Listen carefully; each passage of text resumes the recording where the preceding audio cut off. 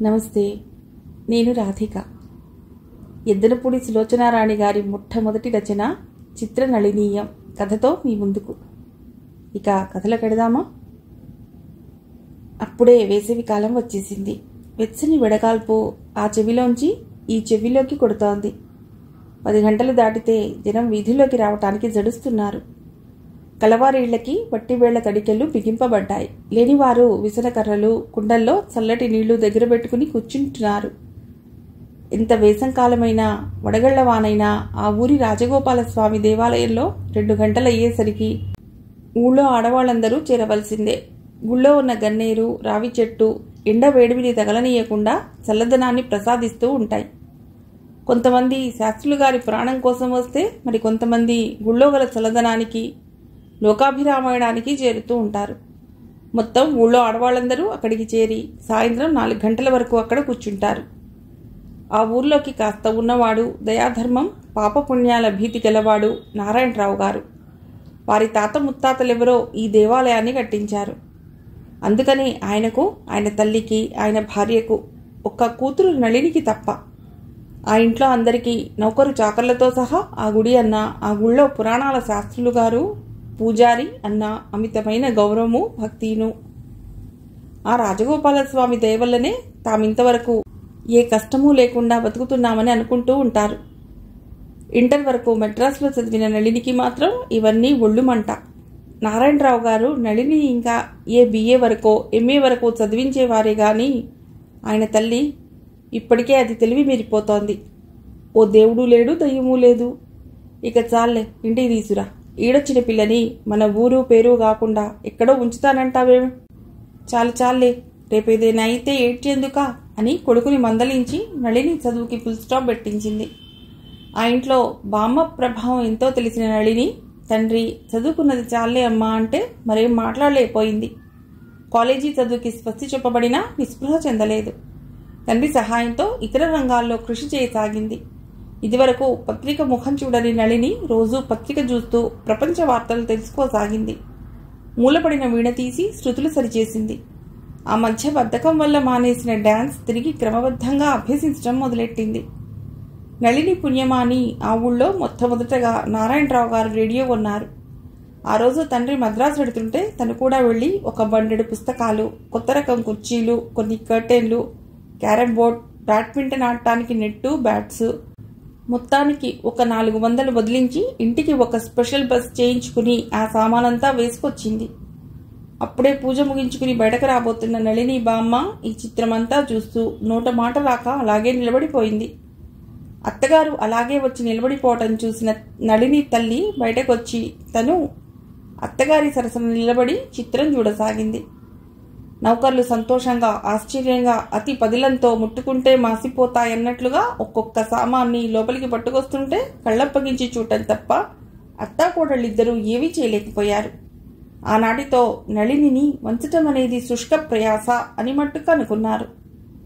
ప్రయాణపు బట్టలైనా మార్చుకోకుండా నళిని తెచ్చిన సామానంతటినీ ఏవేవి ఎక్కడ ఉంటే బాగుంటాయో నిర్ణయించి నౌకర్లతో సర్దించేసింది. వీధిలో వచ్చేపోయే జనాన్ని కనిపింపజేసే సింహద్వారాన్ని నీలం పూల కట్టెంతో మూసేసి ఇహ వీధిలోనేమీ కనిపించకుండా చేసేసింది. విడిచిన బట్టలను పారేసే హాల్లో ఒక మూల రేడియో ఆక్రమించుకుంది. విడిచిన బట్టలన్నీ అందమైన ఒక బుట్టలోకి వెళ్ళిపోయాయి.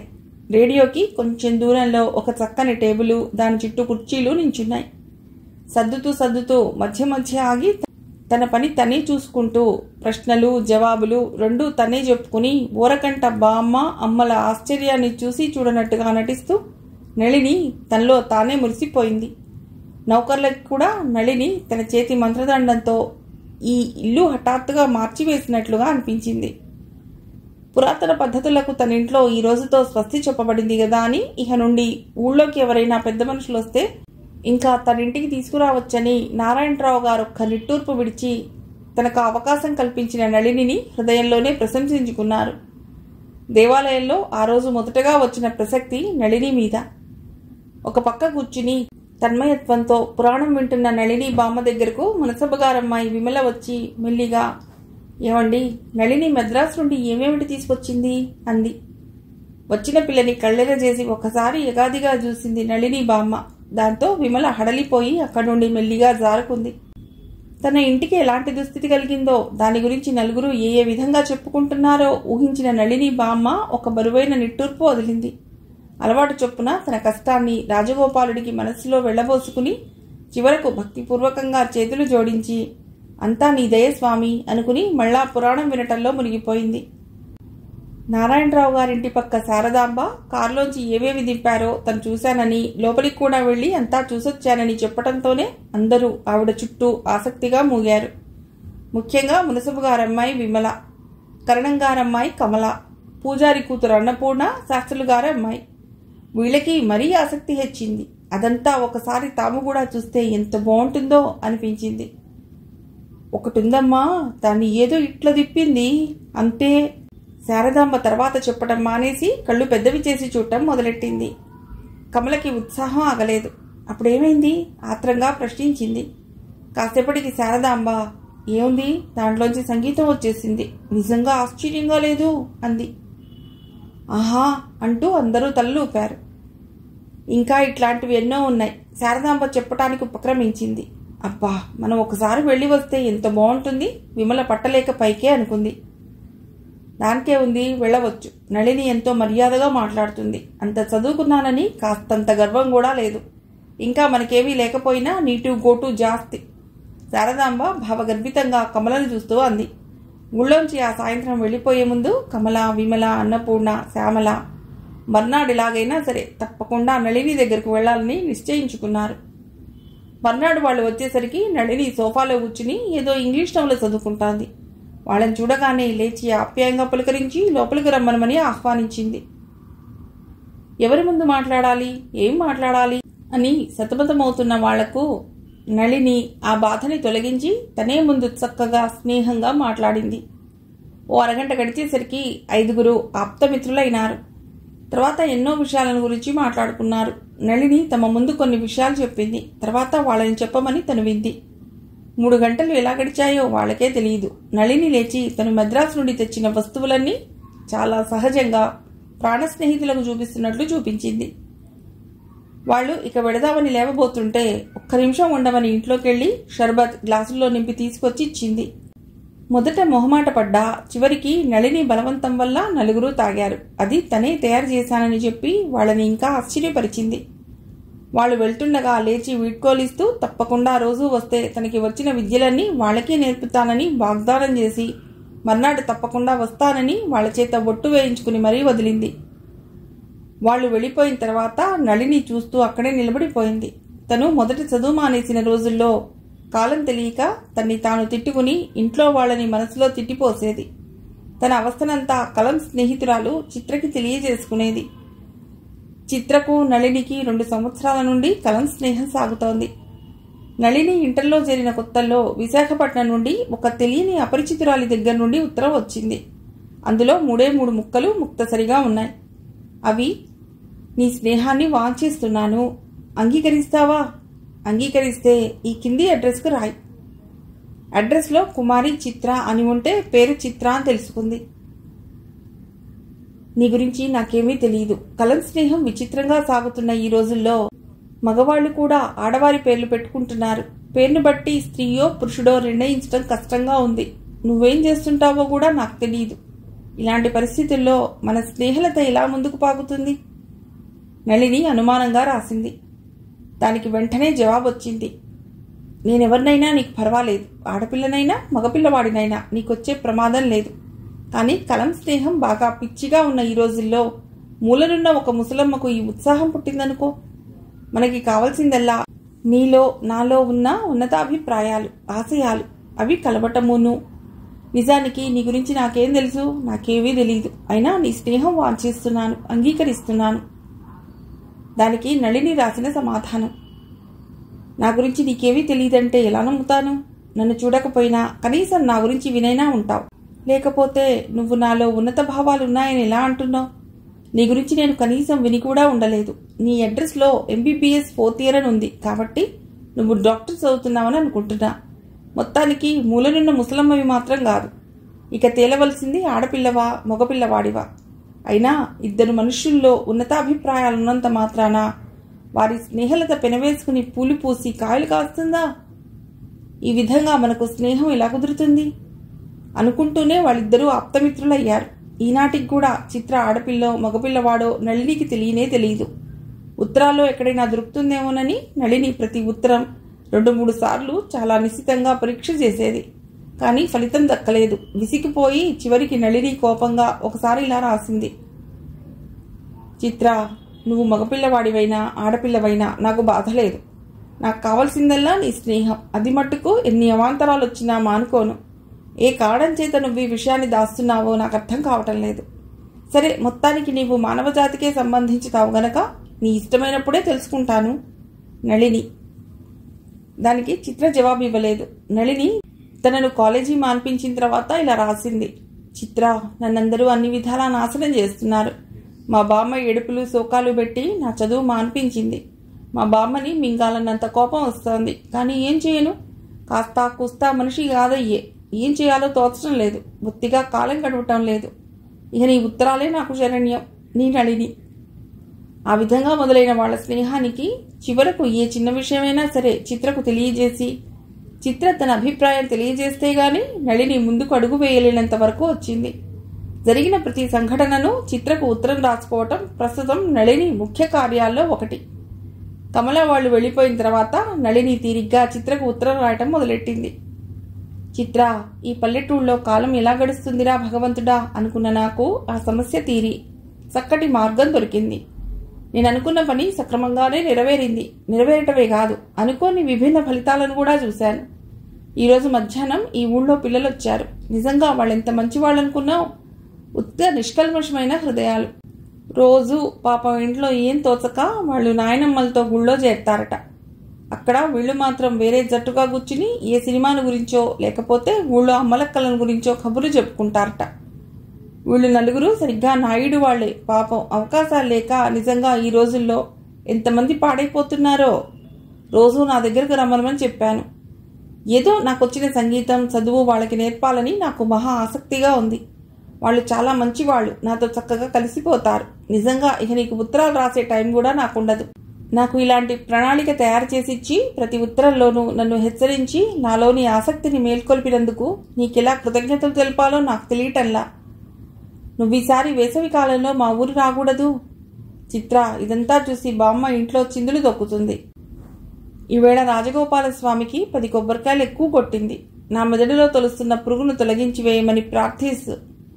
అబ్బో, అప్పుడే 6 దాటుతోంది. ఇహ స్నానం చేసి వీణ వాయించుకోవాలి. ప్రతి ఉత్తరంలో వీణ బాగా అభ్యాసం చేయమని రాస్తున్నావెందుకు? నీకు సంగీతం అంటే అంత ఇష్టమా? డాన్స్ చేయటానికి ఈ ఇంట్లో ఎక్కువ అవకాశాలు లేవు చిత్ర.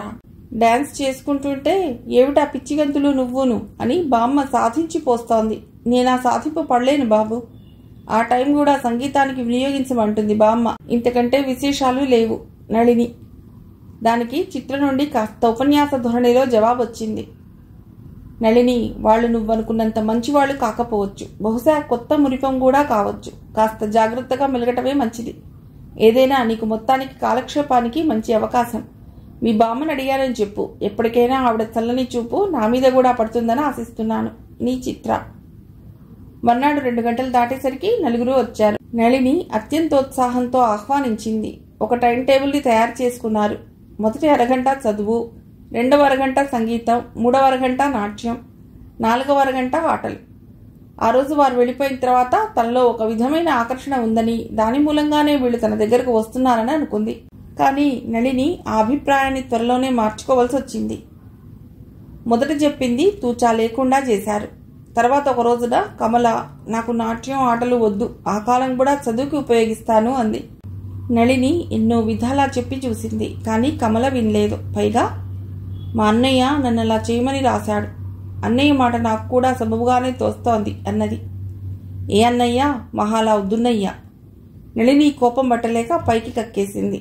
ఆ సమయంలో తెలియని కమల అన్నయ్య మీద నళినికి వచ్చిన కోపం అంతా ఇంతా కాదు. ఇది చెప్పినా వినకపోవటంతో ఇక గత్యంతరం లేక నళిని తనే తగ్గింది. ఆ తర్వాత 3వ రోజున విమల, నేను ఆ పాడు డాన్స్ చేయలేను బాబు అని కూర్చుని ఊరుకుంది. ఏం అంది నళిని. ఈసారి విమలనేమైనా సరే వదలకూడదని. అబ్బే ఏం లేదు, నిన్న కాలు కొంచెం నొప్పి పుట్టింది. అయినా నీకు మళ్ళీ ఆ కాళ్ళు కళ్ళు చేతులు తిప్పడం నాకు చేత కాదు బాబు. చచ్చే ఆయాసం పుడుతోంది. విమల తాపీగా ఒక పుస్తకం తీసి చదువుకోవటం మొదలెట్టింది. వచ్చిన కోపం తమాయించుకుని నళిని నెమ్మదిగా చెప్పడం మొదలెట్టింది. ఇదిగో, నాట్యం చేయటం వల్ల శరీరానికి ఎంత వ్యాయామమో తెలుసా? మగవాళ్లకు దండాలు బస్కీలు ఉంటాయి. ఆడవాళ్ళకి ఈ నాట్యం ఒక విధంగా మన శరీరాన్ని పోషించుకుంటూ మరో విధంగా కళని పోషించడం జరుగుతుంది. చూడు, నేనెంత తేలిగ్గా వెనక్కు వాలతానో. అట్లా మీరిప్పుడు వాలగలరా? ప్రయత్నం చేస్తే ఎవరికైనా ఫలితం దక్కుతుంది. నాకు అసలు ఆ నాట్యం అంటేనే మంట. హాయిగా పైరుగాలికి పల్లెటూరి వాతావరణానికి పెరిగిన ఈ శరీరం అలాంటివి భరించలేదు. అది మొదటి నుండి రావాలి గాని ఇలా హఠాత్తుగా మొదలు పెడితే అవయవాలు వంగకపోగా ఎక్కడైనా నొప్పి పుట్టించి తిరిగి వాటికి సేవ చేయించుకుంటాయి. ఇహ నీ మొహమాటానికి ఈ వారం 10 రోజులు చేశాను గాని అసలు నేను నడవటమే కొంచెం నెమ్మదిగా నడుస్తాను. విమల ఎదురు ఉపన్యాసం ఇచ్చి నిశ్చలంగా చూస్తూ కూర్చుంది. అయితే నా మొహమాటం ఇప్పుడు లేదు కాబట్టి నేను చెప్పిన పని చేయనంటావు గదు? నళిని మొహం ఎరుపు రంగుకు తిరిగింది. నీ ఇష్టం బాబు, మిగతావి చెప్తానంటే వస్తాను, లేకపోతే రానే రాను. మా అమ్మ రోజు అసలే కేకలేస్తోంది బాబు. నళిని గత్యంతరం లేక ఊరుకుంది. మా అమ్మ కేకలు వేస్తుంది, రోజు ఇదే పనా అని శ్యామల మానేసింది. నళినికి శ్యామలంటే బాగా ఇష్టం. చెప్పింది త్వరగా బుర్రకెక్కించుకునేది శ్యామల ఒక్కతే. నళినికి ఏడుపు వచ్చేసినంత పని అయింది. అన్నపూర్ణ స్వతహాగా అన్నిట్లో నెమ్మదే. ఇక డాన్స్ చేసేవారు లేక ఆ ప్రోగ్రాం ఎత్తేశారు. ఆ అరగంట ఏవో కబుర్లతో వెళ్ళిపోయేది. కబుర్లు చెప్పటంలో ఉన్నంత ఆసక్తి వీళ్ళకి ఇతర విషయాల్లో ఎందుకుండదోనని నళిని అనుకునేది. కబుర్లలో కమల, వాళ్ల నరసింహం కనిపించడం లేదుటగా అంది. అవును, రంగయ్య గారి సుబ్బన్న కూడా కనిపించడం లేదుట. విమల అదో మాదిరిగా చూస్తూ అంది. అబ్బా, ఏం విచిత్రాలో బాబు, మరీ పాడుగా తయారవుతోంది లోకం అంది అన్నపూర్ణ. నళిని వాళ్ల బామ్మల వ్యంగ్యమైన కంఠంతో. నళిని ముందర సన్నసన్నగా చివాట్లు పెట్టింది. అలాంటి విషయాలు విని ఊరుకోవాలి గాని తర్కించి విమర్శించకూడదు. చేసింది కాస్త తప్పైనా ఇలా ప్రతి వాళ్ళు విమర్శలు మొదలెడితే ఇవే పెద్దవై గాలి దుమారమై వాళ్ల మీద విరుచుకు పడుతుంది. నలుగురు ఉన్నాం కాబట్టి అనుకున్నాం, అయినా ఇందులో తప్పే ఉంది. లేని విషయం మనమేమీ కల్పించలేదుగా. అందరూ అనుకున్నదే, ఉన్న విషయమే. కమల కాస్త ఎదురు చెప్పింది. అది నిజమో అబద్ధమో నీకు పూర్తిగా తెలుసా? ఒకవేళ తెలిసినా అంత వ్యంగ్యంగా మాట్లాడుకోవటం దేనికి? ఒకవేళ నిజమైనా ఏం? లక్ష్మికి సుబ్బన్న పరాయివాడు కాదుగా, సొంత మేనమావేగా. అలాంటప్పుడు చెప్పుకోవటం దేనికి? నళిని తీవ్రంగా ప్రశ్నించింది. ఓయబ్బో, విమల మూతి విరిచింది. అది సరేగాని ఇంతకీ చిత్ర అబ్బాయా అమ్మాయా? కమల ప్రసంగం మార్చినా వ్యంగ్యం కనిపిస్తూనే ఉంది. దానికి నళిని మాట్లాడలేదు గాని అడగటంలో గల వ్యంగ్యం అర్థం చేసుకున్న నళిని బుగ్గలు కెంపు రంగు పులుముకున్నాయి. అది నిజమైతే ఎంత బాగుంటుందో అనుకుంది నళిని. నళిని బుగ్గల మీద ఎరుపు చూసి కమలా విమలలు ఒకరి మొహం ఒకరు చూసుకున్నారు. మర్నాడు అన్నపూర్ణ ఒక్కతే రావటం చూసి వాళ్ళేరి నళిని చదువుకుంటున్న పుస్తకం అవతల పెట్టి అడిగింది. ఏమో నాకు తెలియదు అని అన్నపూర్ణ ముక్తసరిగా వచ్చిన పని చూసుకుని వెళ్ళిపోయింది. నళిని వాళ్ళ నిరుత్సాహంగా గడిపేసింది. ఆ రోజు రాత్రి చిత్రకు ఇలా ఉత్తరం రాసింది. నిజమే, నువ్వన్నట్లు వీళ్ళని అర్థం చేసుకోవటం కష్టం. మనలాంటి వాళ్ళు మనిషిలో మంచిని మాత్రమే చూసి దానితో మట్టుకే స్నేహం చేస్తారు. వీళ్ళలా కాదు. ఎందుకు మానేస్తున్నారో నాకు తెలియటం లేదు. ఇది నాకు తీరని సమస్యగా ఉంది. నీకేమైనా అర్థమైతే రాయి. ఇట్లు తలనొప్పితో ఉన్న నీ నళిని. అనుకున్నట్లుగానే అన్నపూర్ణ మానేసింది. కానీ కారణం కబురు పంపింది. తనకి జ్వరం వస్తోందని. ఇష్టం లేకపోయినా నళిని నమ్మక తప్పలేదు. ఒక రోజున ఉండబట్టలేక నౌకర్ని కమలా వాళ్ళింటికి పంపింది. రాములు తిరిగి వచ్చి నళినితో ఏ సమాధానం చెప్పకుండా తన పని తాను చూసుకోవటం మొదలెట్టాడు. బహుశా మర్చిపోయాడేమోనని తానే దొడ్లో గొడ్లని చూస్తున్న వాడి దగ్గరికి వెళ్ళి అడిగింది. ఏరా రాములు, కమల ఏమైంది? రాములు మొహం తిప్పుకుని, రావటానికి ఇల్లేదంటమ్మా, ఇంకెప్పుడు వాళ్ళమ్మాయి వాళ్ళింటికి రావద్దన్నారు. రాములు కళ్ళల్లో నీళ్లు తిరిగాయి. నళినికి ఇదేం అర్థం కాక, ఏమిట్రా అసలు సంగతి ఏమిటి? కళ్ళంబడి నీళ్లు పెట్టుకుంటున్నావెందుకు? ఏం చెప్పమంటారమ్మా, మీకేమో ఈ మాయదారి ప్రపంచం తెలియదు. లోకంలో చాలా కుళ్ళుందమ్మా. ఎలాంటి కుళ్ళు అనుకుంటున్నారు? ఛీ, చూసి ఓర్వలేక రాములు మొహం కోపంతో జేవరించింది. వాడు తొందరగా అక్కడి నుంచి వెళ్ళిపోయాడు. నళిని తెల్లబోయింది. ఎంత ఆలోచించినా సంగతి ఏమిటో అర్థం కాలేదు. ఒకవేళ ఏమైనా తను కమలని అన్నట్లుగా చెప్పిందా కమల ఇంట్లో? కమల స్వభావం అలాంటిది కాదే. ప్రధ్యాసగా ఇంట్లోకి వచ్చేసింది నళిని.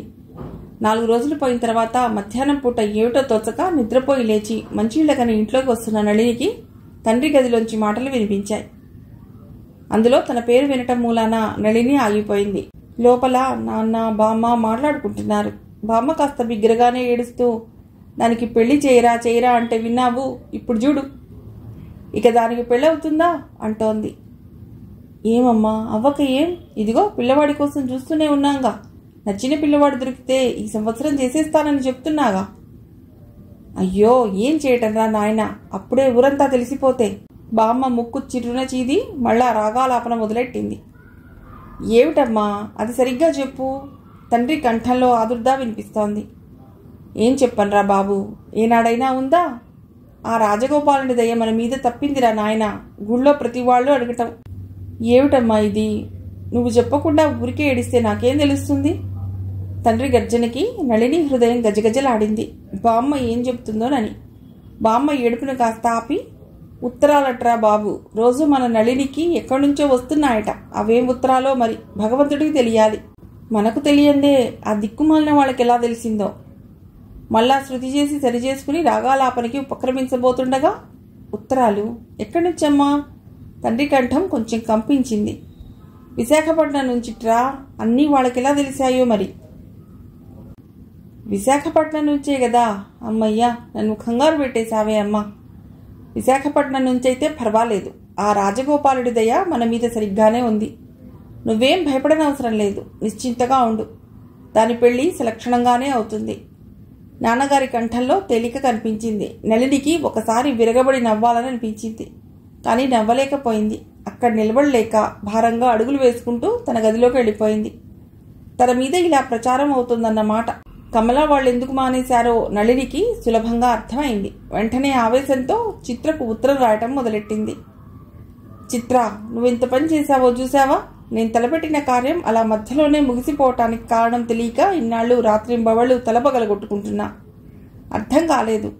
ఇప్పుడు మా బామ్మ పుణ్యమా అని తెలిసింది. దానికి నీ ఉత్తరాలే కారణం. కానీ చిత్ర, ఏ ఉత్తరాలైతే ఈ పని చేయటానికి ఉపయోగించాయో ఆ ఉత్తరాలే ఆ పని మధ్యలో నిలిచిపోవటానికి కారణమైతే చిత్రం కదూ.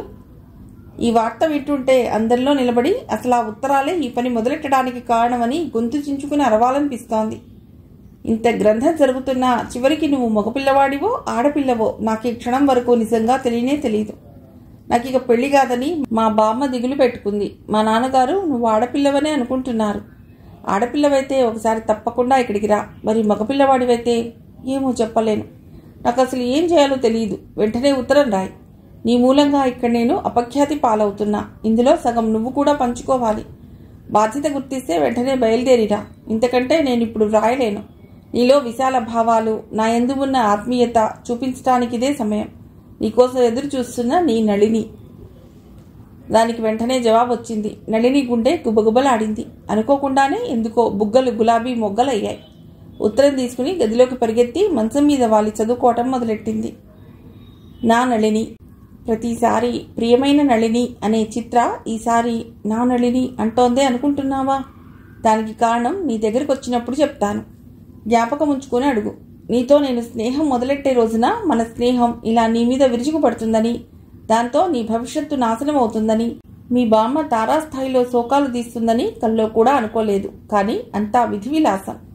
నీలో కార్యశూరత ఉంది. కానీ దాన్ని నీకు నువ్వే మేల్కొల్పుకోలేవు. ఈ సెలవుల్లో మీ ఊరు తప్పకుండా వస్తాను. కానీ మీ బామ్మ రానిస్తుందా? అయినా నన్ను చూసిన తర్వాత మీ బామ్మ తప్పకుండా దేవుడికి కనీసం 1 డజను కొబ్బరికాయలన్నా కొడుతుందని నా నమ్మకం. మరి నువ్వెలా ఉంటావో ప్రత్యక్షంగా చూడాలనుంది. మీ బామ్మ ముందు రానిచ్చి తర్వాత కొబ్బరికాయలు కొట్టినా పర్వాలేదు. అంతగా అయితే తర్వాత మనిద్దరం కలిసి అంతకు రెట్టింపు కొట్టవచ్చు. అసలు నేను ఎలాగూ ఈ సెలవుల్లో మీ ఊరు రావాలనుకుంటున్నాను. కానీ ఇంకా అనుకోవటంలోనే ఉన్నాను. నీ ఉత్తరం దానికి ఒక స్థిర రూపాన్ని ఇచ్చింది. పరీక్షలు అయిపోతున్నాయి. ముందు మా ఊరు వెళ్ళాలి.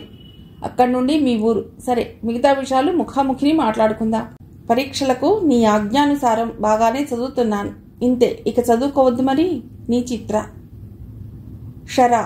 నేను వచ్చినప్పుడు రంభలాగా డాన్స్ చేసి మీ బామ్మ చూడకుండా సరస్వతిలాగా వీణ వాయించాలి.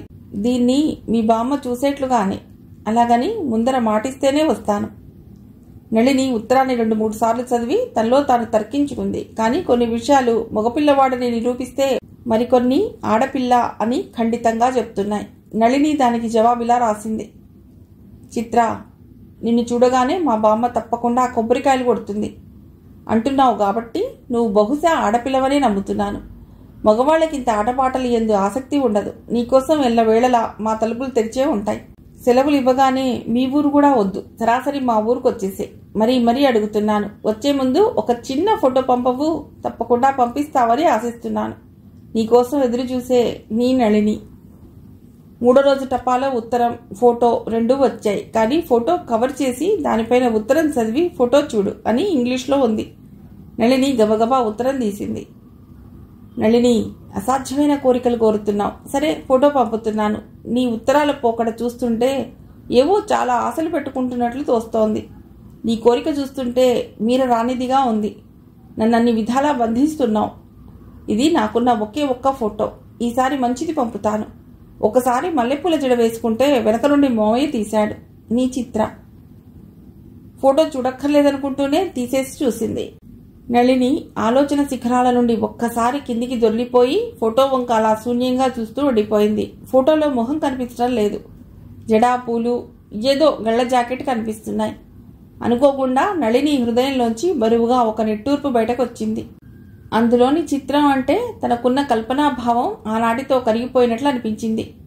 గుండెల్లెవరినో బలవంతంగా నొక్కుతున్నట్లు ఒక విధమైన బాధ బయలుదేరింది. చిత్రంగానే ప్రవర్తించింది. తను ఆడపిల్లలన్న సంగతి 2 సంవత్సరాల క్రితమే తెలియజేస్తే ఎంత బాగుండేది. ఏమీ లేకుండా ఈ ఊళ్ళో తనెంత అపవాదు మోస్తోంది. చిత్ర ఎవరో తెలియక ముందు ఆ అపవాదులో ఒక విధమైన మాధుర్యం ఉండేది. ఇప్పుడది లేదు. నిజంగా చిత్ర ఎవరో తనకి తెలియకుండా ఉంటేనే బాగుండేది. తెలిసినా చిత్ర ఆడపిల్ల కాకపోతే తను సంతోషించేదేమో. నళినికి ఊళ్ళో వాళ్ళందరినీ పిలిచి చిత్రని చూపించాలని అనిపించింది. కానీ వాళ్ళు నమ్ముతారా? తాము అంటున్నాం కాబట్టి ఎవరో అమ్మాయిని తీసుకొచ్చింది అనుకుంటారు. చిత్రం మీద మొదటిసారిగా నళినికి అంతులేని కోపం వచ్చింది. కాగితం తీసుకుని గబగబా ఉత్తరం రాయటం మొదలెట్టింది. చిత్ర, నీ పేరుకు తగ్గట్టు చిత్రంగానే ప్రవర్తించావు. మీ ఫోటో చూశాను, చాలా సంతోషించాను. ఏవీ లేకుండానే, ఎవరి ప్రమేయం సంబంధం నాకు లేకుండానే ఈ ఊళ్ళో నా పేరుకు మసి పూసుకున్నాను. ప్రతి ఉత్తరంలో నువ్వు కావాలని అనుమానాలని రేకెత్తించి ఉంటావు. నువ్వు మగపిల్లవాడిగా ఊహించుకునేందుకు నాకు ఎన్నో అవకాశాలు చిత్రించావు. చివరకు నా ఉత్తరం చూసి బహుశా నీలో నువ్వు చిరునవ్వు నవ్వుకుంటున్నావు అనుకుంటాను. అది నా ఉద్దేశంలో చిరునవ్వు కాదు, పైశాచికమైన నవ్వు. చిత్ర, ఇది నీకు ఆనందాన్ని ఇస్తోంది కదూ? అది మామూలు ఆనందం కాదు. అందులో ఒక విధమైన రాక్షసత్వం ఉంది. నువ్వు చాలా తెలివిగల దానివని నేను ఒప్పుకుంటున్నాను. లేకపోతే 2 సంవత్సరాలు నీతో ఉత్తర ప్రత్యుత్తరాలు జరుపుతూ నేను తెలుసుకోలేకపోతానా? మగపిల్లవాడివైతే నిన్ను పెళ్లి చేసుకుని ఊళ్ళో కలిగిన అపవాదును తొలగించుకుందాం అనుకున్నాను. ఇప్పుడు నాకు మరో పెళ్ళైనా ఇదివరకు ఎవరికో విశాఖపట్నం ఉత్తరాలు రాసేదనే వారు మానతారా? మానరు. ఏమీ లేకుండా నాకు కళంకం కలిగింది. దీనికి నువ్వేం సమాధానం చెప్తావు చిత్ర? నీ సాటి ఆడపిల్లను గదు. ఇలాంటి అవమానం జరిగితే సహజంగా ఆడపిల్ల ఏం చేస్తుందో ఆలోచించగలవా? నళిని కన్నీటి బొట్టు ఉత్తరం మీద పడి అక్షరాలను చెరిపివేశాయి. వాటిని ఇంక్తో సరిదిద్ది మళ్ళా రాయటం మొదలెట్టింది. నాది గొప్ప హృదయం కాబట్టి నాతో స్నేహం చేస్తానన్నావు. నీ మూలంగా నాకు కళంకం కలిగినా నీతో స్నేహం వదులుకోను. ఇంకా హృదయ రహస్యాలు కూడా రాసి నా గొప్పతనాన్ని మరోసారి రుజువు చేసుకుంటాను. కానీ ఈసారైనా సద్వినియోగపరుచుకో. నీ స్నేహహస్తాన్ని వదలను. ఇంతే. నళిని. చిత్ర నుండి వెంటనే జవాబు వచ్చింది. నా నళిని, నా మీద అంత ఆగ్రహం వచ్చిందే. నేనేం చేశాను?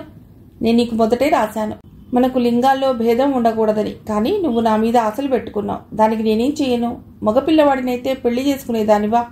ఇంత విచిత్రంగా మాట్లాడుతున్నావు. ఇంత ధీమాగా గొప్పతనాన్ని వెళ్ళబోసుకున్నావు. మంచిది, నేనొస్తాను. నన్ను చూసి నా చిరునవ్వు చల్లటి వెన్నెలనిస్తుందో, పైశాచిక విస్ఫులింగాలు వెదజల్లుతుందో స్వయంగా చూద్దువు గాని. తీవ్రంగా ఆశాభంగం పొందిన వాళ్ళింత అర్థం లేకుండా మాట్లాడతారో చక్కగా నిరూపించావు. నా కోసం ఎల్లవేళలా మీ తలుపులు మరి ఇప్పుడు కూడా తెరిచి ఉంటాయా? నన్ను క్షమించి ఇంకా నాతో స్నేహం చేస్తున్నందుకు నా కృతజ్ఞత ఎలా తెలపాలో తెలియటం లేదు. సెలవులిచ్చారు. కోపంతో ఉన్నప్పుడు నీ మొహం చూడాలనే కుతూహలంతో ఉన్న నీ చిత్ర. వారం రోజుల తర్వాత నళిని ఒకరోజు రాత్రి చిత్రకి ఉత్తరం రాసింది. చిత్ర, ఏ కారణం చేత నువ్వు నన్ను ఇలా ఆకర్షిస్తున్నావో నాకు తెలియటం లేదు. మా నాన్నగారు ఓ సంబంధం తీసుకొచ్చారు. అతడు కూడా విశాఖపట్నంలో డాక్టర్ చదువుతున్నాడు. బహుశా నీకు తెలిసే ఉంటుంది. కాస్త అందమైన విగ్రహమే అనుకోవచ్చు. పేరు రవికుమార్. కమల లేదు, ఆ అమ్మాయి పింతల్లి కొడుకు. నన్ను చూసి చేసుకుంటానంటున్నాడు. కట్నం కూడా వద్దుట. అంత ఆకర్షణ ఈ మొహంలో ఏం కనిపించిందో మరి. తాంబూలాలు పుచ్చేసుకున్నారు. నాతో మాట్లాడాలని అవకాశం ఇప్పించమని నాన్నగారిని అడిగారట. నేను రోజు సాయంత్రం పూట సన్నజాజి పూల కోసం మా తోటలోకి ఎడతాను. నిన్న కూడా అలాగే వెళ్ళాను. అక్కడికొచ్చి అతడు కూడా ఉన్నాడు. నేను వెనక్కి తిరిగి గబగబా వచ్చేయబోతుంటే మీతో మాట్లాడాలని వచ్చాను, వెళ్ళిపోబోకండి అన్నాడు ప్రాధేయపూర్వకంగా. నేను ఆగిపోయాను. సన్నజాజి పందిరికి నేనీ చివర అతడా చివర నించుని ఉన్నా. నన్ను చేసుకోవటం ఇష్టమనే అనుకుంటున్నాను. అతడు సన్నజాజి మొగ్గని మృదువుగా గిల్లుతూ అన్నాడు. నేను మాట్లాడలేదు. నిస్సంకోచంగా అతడి వంగా చూస్తున్నాను. అసలే నాకు ఈ జన్మలో పెళ్లి కాదని శోకాలు పెడుతున్నాను మా బామ్మ. ఇతడి చూస్తే రాజగోపాలస్వామికి ఎన్ని కొబ్బరికాయలు కొడుతుందో అని అంచనా వేస్తుండగా, చెప్పండి, మరేం పర్వాలేదు, సందేహించకండి లాలిస్తున్నట్లుగా అన్నాడతడు. నేనక్కడ నించోలేక ఇంట్లోకి పారిపోయి వచ్చాను. ఎందుకు? సిగ్గుపడి కాదు చిత్ర, గుండెల్ని పిండే బాధతో. నా వ్యధిత హృదయం అతడికి కనిపిస్తే మరో విధంగా అర్థం చేసుకుంటాడని పారిపోయి వచ్చాను. లోతుల్ని కొలిచి అతడి కళ్ళకి అందనిదంటూ ఉండదనిపించింది. నా బాధ ఎందుకో తెలుసా చిత్ర? నీకోసం. అతడి అందాన్ని, ధీరత్వాన్ని నాకు ఇంత సన్నిహితంగా ఉన్న నీలో ఆశించాను. కానీ అవి నీలో నాకు అందలేదు. పరాయి పురుషుడి రూపంలో అందుతున్నాయి. అందం, ఆనందం దొరికిన చోట మనస్సు, మమత నాకు లభించలేదు. లగ్నాలు కూడా నిశ్చయించారు. 18వ తారీఖున నా వివాహం జరుగుతుంది. అప్పటికి నీకు సెలవులిచ్చి చాలా రోజులవుతుంది. ఈ వివాహానికి తప్పకుండా రా. నీలోని గుణాలు ఎలాంటి వ్యక్తిలో ఆశించావో తెలుసుకుందువు గాని. నీ నళిని. వారం తిథి బాగాలేదని 3 రోజుల ముందరే నళిని బామ్మ నళినిని పెళ్లి కూతురు చేయించింది. పెళ్లి సలక్షణంగా కావాలని ముందర ఇంట్లో పెళ్లి కూతురు చేత, తర్వాత గుళ్ళోనూ మొత్తం ఓ 50 కొబ్బరికాయలు రాజగోపాలస్వామికి ముట్టాయి. నళిని చిత్ర కోసం ఎదురు చూస్తుంటే కాస్త ఆలస్యంగా చిత్ర నుండి ఉత్తరం మాత్రమే వచ్చింది. ఇల్లంతా చుట్టాలు, స్నేహితులు, అంతా నానా హడావుడిగా ఉంది. కమల మళ్ళా రాకపోకలు సాగించింది. పెళ్లి పందిట్లో నళిని చిత్ర ఫోటో చూపించి అందరికీ ఈ అమ్మాయి విశాఖపట్నం నుండి ఉత్తరం రాసేది అంది. అంతకుముందు నళిని మీద అభాండాలు వేసిన వారందరూ ముఖాలు పక్కకు తిప్పుకున్నారు. ఫోటో చూడటానికి ఇష్టం లేక కమలకి కొంచెం ఉపన్యాసం ఇవ్వాలనుకుంది. కానీ తీరా చూస్తే కమల అక్కడ కనిపించలేదు. ఇంతలో చిత్ర నుండి ఉత్తరం వచ్చింది. తన గదిలోకి పోయి నళిని చదువుకోసాగింది. ప్రియాతి ప్రియమైన నా నళిని, బహుశా నీకిది నా ఆఖరి ఉత్తరం అనుకుంటాను. నీ పెళ్లికి బహుశా రావటం వీలుగాదేమో, కానీ సాధ్యమైనంత వరకు రావటానికి ప్రయత్నం చేస్తాను. ఇప్పుడు సరాసరి మా ఊరు వెళ్ళిపోతున్నాను. ప్రస్తుతపు పరిస్థితుల్లో నా అడ్రస్ నీకు ఇవ్వలేను. అందుకు క్షమిస్తావనే ఆశిస్తాను. తిరిగి తొందరలో నా అడ్రస్ ఇస్తూ ఉత్తరం రాస్తాను. రవిని గురించి విన్నాను, కానీ చూడలేదు. అందగాడని నా స్నేహితులంటుంటే విన్నాను, కానీ నీకు భర్తగా లభిస్తున్న అతడి అదృష్టం మట్టుకు సాటిలేనిదని నా అభిప్రాయం. నాకు మెయిల్కి టైం అవుతోంది. మీ కాబోయే నూతన దంపతులకు నా హృదయపూర్వక అభినందనలు. నీ చిత్ర. ఉత్తరాన్ని గురించి ఎక్కువగా ఆలోచించటానికి నళినికి టైం లేకపోయింది. వాళ్ల బామ్మ కొట్టిన కొబ్బరికాయల ఫలితంగాని లేక ముహూర్త బలంగాని నళిని పెళ్లి సలక్షణంగా అనుకున్న ముహూర్తానికి ముచ్చటగా వేడుకతో ముగిసింది. ఎంత సంతోషంలో ఉన్నా నళినికి ఒక చెవి, ఒక కన్ను పరధ్యాసగానే ఉన్నాయి. కానీ చిత్ర రాలేదు సరికదా, మళ్ళా ఉత్తరం కూడా రాయలేదు. క్రమంగా రోజులు, నెలలు కూడా దొర్లిపోతున్నాయి. నళిని రవికిదేమీ చెప్పలేదు. కానీ ఒక రోజున మట్టుకు అడిగింది, ఊళ్ళో వాళ్ళు తన మీద ఏమీ చెప్పలేదా అని. రవి ఈ ప్రశ్నకు జవాబివ్వకుండా వెళ్ళిపోయాడు. నళినికి బాధ కలిగింది. ఎందుకు చెప్పరు? చెప్పినా లెక్క చేయకుండా తన్ని చేసుకున్నాడన్నమాట. నళినికి కృతజ్ఞతాభావంతో కళ్లల్లో నీళ్లు తిరిగాయి. ఒక రోజున నళిని రవిని పట్టలేక అడిగింది, చిత్ర అనే అమ్మాయిని గురించి తెలిసినా అని.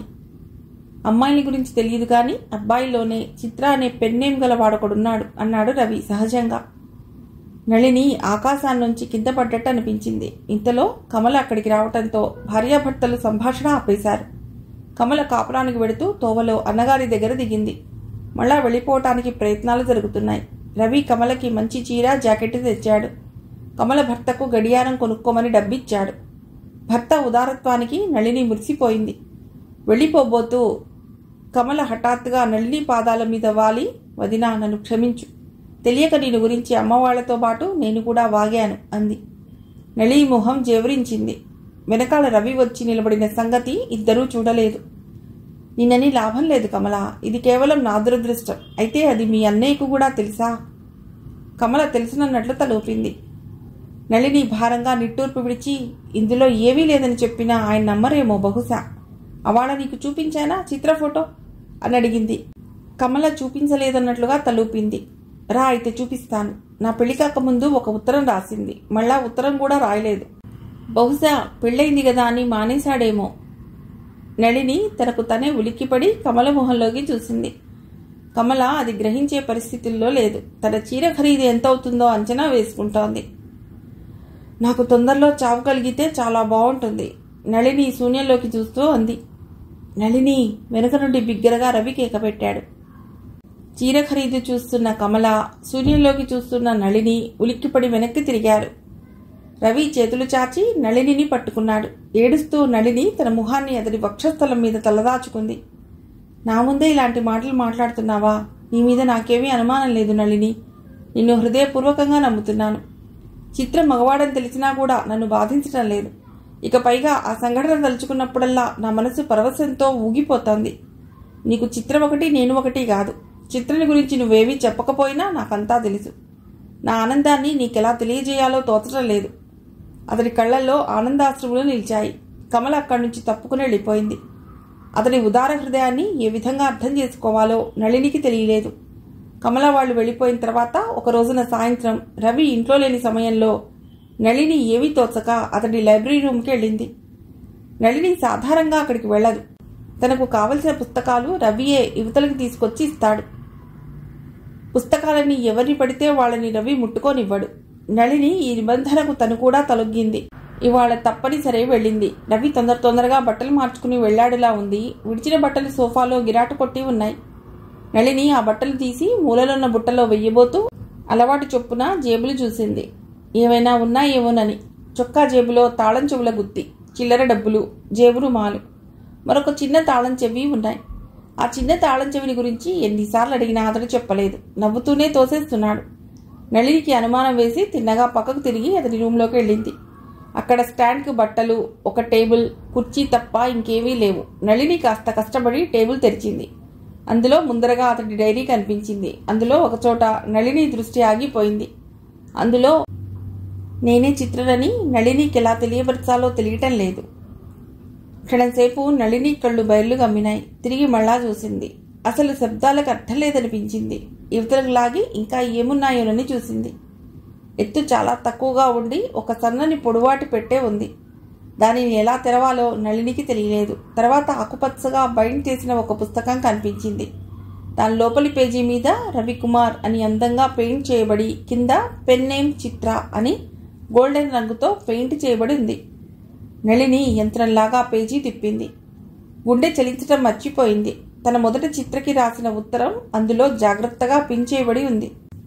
ఇంతలో వెనక నుండి హచ్ మని తుమ్ము వినిపించింది. నళిని ఉలిక్కిపడి వెనక్కి తిరిగి చూసింది. రవి నించుని ఉన్నాడు. అతడి కళ్ళు ఒక విధమైన కాంతితో మెరుస్తున్నాయి. దగ్గరకొచ్చి కండగడ్డలాగా ఆయన నళిని మొహం చూసి, ఎందుకలా సిగ్గుపడతావు? దొంగతనం పట్టుకోబోయి దొంగనయ్యాననా? నా బరువును దింపావు. రాత్రింబవళ్ళు నీకు ఈ విషయం ఏ విధంగా చెప్పటమా అని సందేహిస్తున్న నాకు విశ్రాంతిని ఇచ్చావు. పోనీలే, కాసిని మంచినీళ్లు తెచ్చిపెట్టు అన్నాడు. నళిని ఇక అక్కడుంటే నోరు మెదపదని, సంభాళించుకోవటానికి కాస్త పక్కకెడితే బాగుంటుందని మంచినీళ్లు కావాలన్నాడు. రవి అనుకున్నట్లే అయింది. నళిని తన్ని తాను పూర్తిగా సంభాళించుకుని వచ్చింది. మంచినీళ్ళు అందిస్తూ, ఇంత నాటకం ఆడగల సమర్థులు అనుకోలేదు అంది. అవును, ఎలా అనుకుంటావు? నీ చూపంతా చిత్రం మీద ఉంటే. సరేగాని నీ దగ్గర ఉన్న ఆ ఉత్తరాలు కూడా ఇటివ్వు. రెండూ కలిపి బైండ్ చేయించి చిత్ర నళినీయం అని పేరు పెడదాం అన్నాడు. గొప్పే, పాపం, కష్టపడిపోతారు. నళినికి కాస్త ధైర్యం వచ్చింది. గొప్ప కాదు మరి, నీతో ఇంత నాటకం ఆడటం ఎవరికి చేతనవుతుంది? పెళ్లిలోనే చెప్దాం అనుకున్నాను, కానీ నువ్వు చెప్పనిస్తేగా అని రవి నవ్వుతూ అన్నాడు. కథ సమాప్తం.